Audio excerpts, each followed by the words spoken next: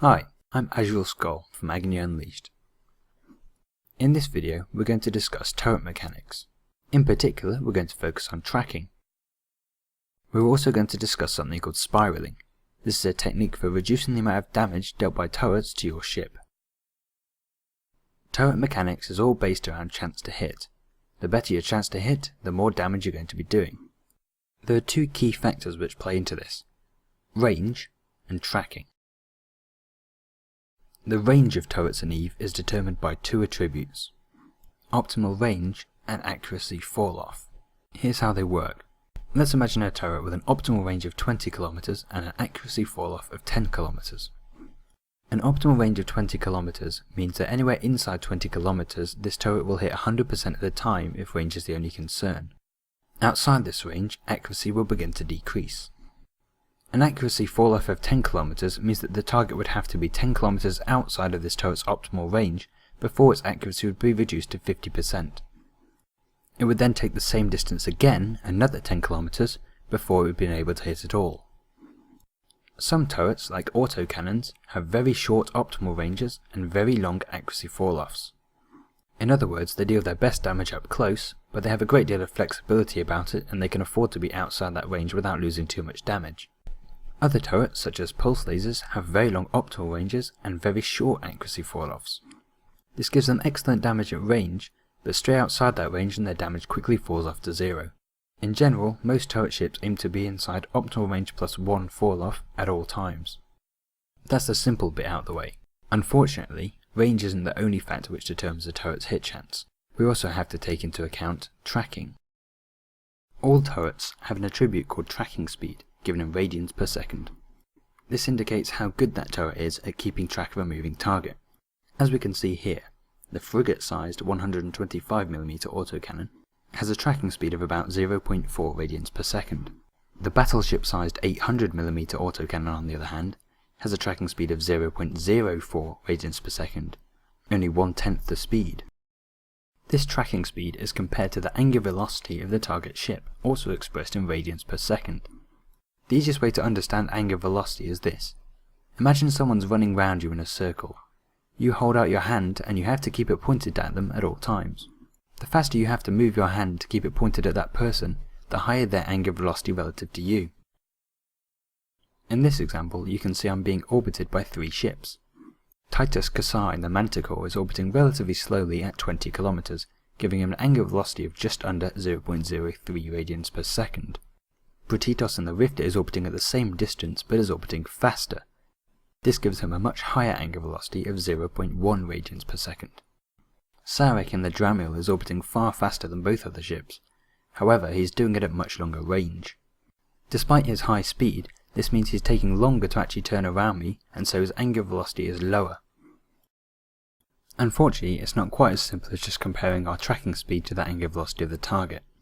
To get a real comparison, we need to talk a bit about signature radius. As far as the mechanics of EVE are concerned, your ship is just a giant sphere. It doesn't have wingy bits, it doesn't even have a front or a back. It's just a sphere. The size of this sphere is what's called your signature radius.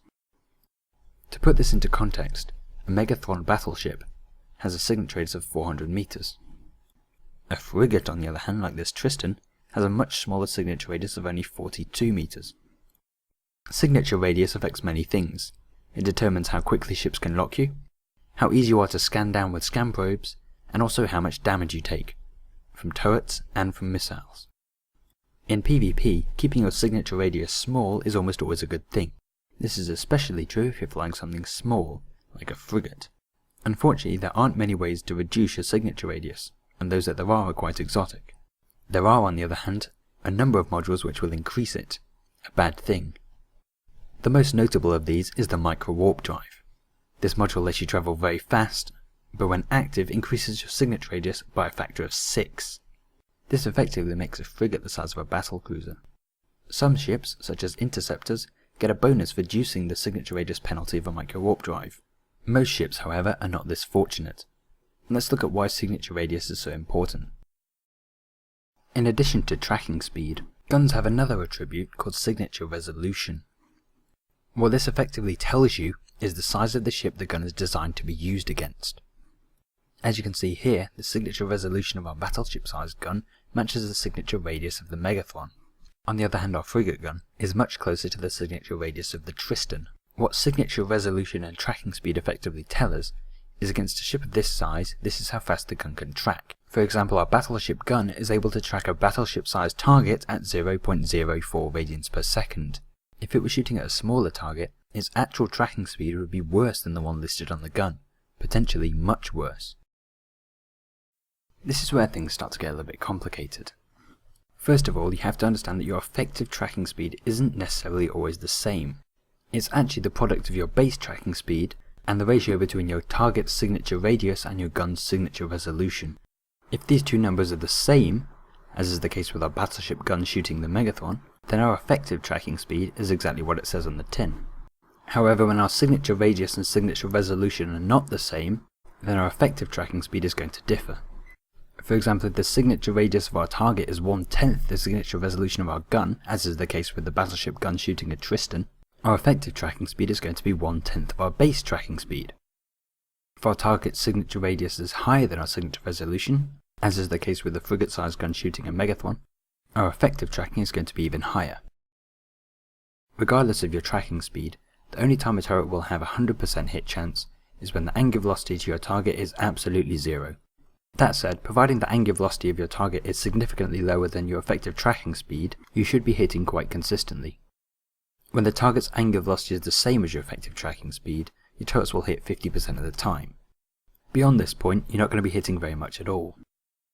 Remember, we're still talking about effective tracking speed, which isn't necessarily the same as the one listed on your gun. As the chance to hit your target decreases, the first shots you begin to lose are the high quality ones. This means that when your chance to hit is low, say 25%, almost all of your hits will be glancing or low quality hits. You can still hit your target, but the quality of those hits is so poor, you're actually doing much less than 25% of your ideal damage output. So we know that targets with low angular velocity are easy to hit, and we know that targets which are far away have low angular velocity. So imagining we're far away from the target that we want to be tackling, how do we get into range to do so without getting shot on the way? What I want to show you now is what we in Agony Unleashed call the spiral approach. This is a method of approaching a distant target while keeping your angular velocity high. This is mainly relevant to small, fragile ships like frigates. Larger, tougher ships can usually just tank their opponent's damage until they get to their desired range. Since frigates don't have this luxury, keeping high angular velocity is key to their survival. Here you can see I've got a fairly standard afterburner Merlin. I've got a scram, a web, and a medium shield extender, but otherwise nothing particularly special.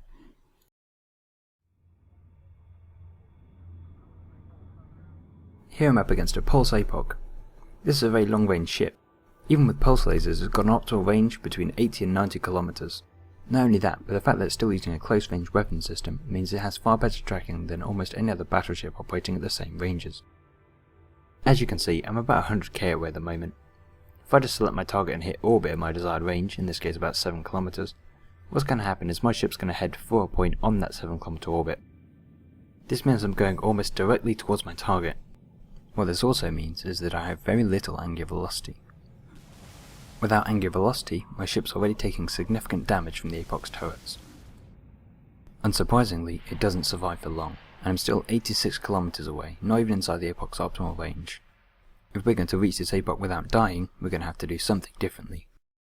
What we need to take into account is the effect of our direction on our angular velocity. If you're travelling almost directly towards a target, your angular velocity will be very low, almost zero. The result is that you'll be taking full damage from the opponent's guns, even in a very small ship. To avoid this, we need to always approach targets with some angular velocity. That said, remember that the more angular velocity you have, the less progress you're making towards your target. Travelling straight towards the target may give you low angular velocity, but it does get you there fastest.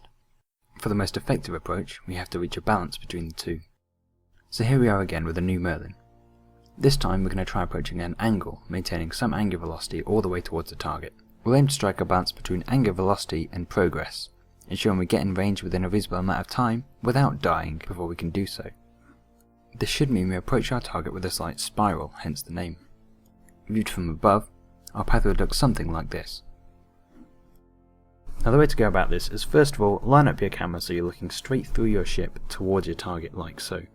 then double click halfway between your target and the edge of the screen. This should surf your ship at a slight angle.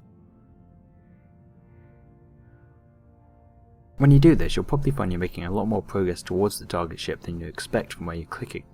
Clicking about halfway between the target and the edge of the screen, as I am here, actually leaves me doing about a 15 to 20 degree angle from the target ship, not that much at all. If you look at my radial velocity, you'll actually see I'm still making over 1 km a second towards the target at the angle I'm going at the moment. My angular velocity isn't huge, but these are battleship guns and I don't need all that much to avoid them. As you can see, I am taking some damage here, but it's significantly less than it was before. They did get a lucky hit just there, but after a while it should stabilise and I should be able to make it in here. All I'm doing here is repeating the process from before, so whenever you feel like your ship's not making enough progress towards the target, just rotate your camera again so you're looking through your ship towards your target, double click halfway between your target and the edge of the screen, and your ship will adjust course accordingly. You'll probably find the closer you get to your target, the more often you have to adjust this. There are of course some situations where spiraling in like this is either undesirable or completely unnecessary. For example, if your target is a missile or drone user, increasing your angular velocity has no effect and is fairly pointless.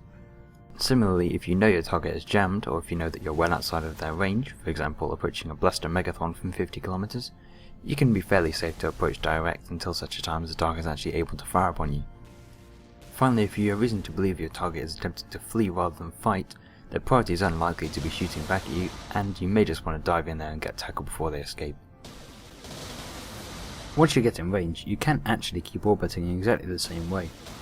All I'm doing here is what I was doing earlier, rotating the camera, double clicking between the ship and the edge of the screen, and repeating.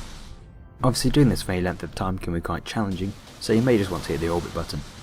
Bear in mind that when you click that button, your ship will often make quite a drastic change of course, since the direction you're travelling at the moment has no bearing on the direction it wants to start orbiting. This isn't a huge problem, but just be aware that your angular velocity will drop when this takes place, and it's possible for a lucky shot to catch you as you're doing it.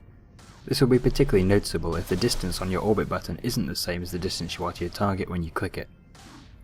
When this is the case, the ship will first try to reach its desired orbit distance and then start orbiting again. This is really a skill that's worth practicing. If you don't want to practice this in a hostile situation, just find a courtmate willing to play the role of the battleship and give it a go with them. Try approaching at different angles, try it with a micro warp drive instead of an afterburner, and just see how it goes. After all, this is quite literally a trick that can save your life. And that brings me to the end of this video. Check the Agony Unleashed channel for more videos, or visit www.agony-unleashed.com for more information.